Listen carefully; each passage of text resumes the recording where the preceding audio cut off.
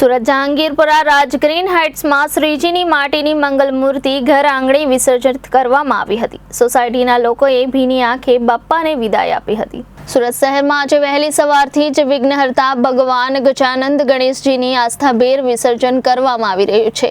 ત્યારે સુરત શહેરના જહાંગીરપુરા વિસ્તારમાં રાજગ્રીન હાઇટ્સના દરેક ગણેશ ભાવિ ભક્તો દ્વારા 10 દિવસનું શ્રીજી પૂજા અર્ચના કર્યા બાદ આજે વિદાય આપવી અઘરી હતી, પરંતુ વિઘ્નહર્તાને ભીની આંખે ભાવ વિભોર થઈને સોસાયટીમાં મહિલા સહિત મોટી સંખ્યામાં બાળકોથી લઈને વયોવૃદ્ધના લોકોએ હસતા મોઢે વિઘ્નહર્તાની ઘર આંગણે વિસર્જન કરીને ગણપતિ બાપા મોરિયા અગલે બરસ તું જલ્દી આના નાદ સાથે ગણેશ મહોત્સવ કાર્યક્રમ સંપન્ન કર્યો હતો। મારું નામ દીપેશ પટેલ છે।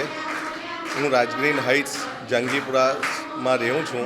10 દિવસ અમે ગણપતિ બાપાનું ખૂબ ઉત્સાહભેર ઉજવણી કરી છે અને આજે બાપાનો વિસર્જનની તૈયારી કરવા જઈ રહ્યા છે।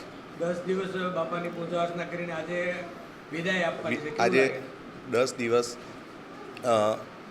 આજે દુઃખ થાય છે કે બાપા આજે અમને છોડીને જવાના છે।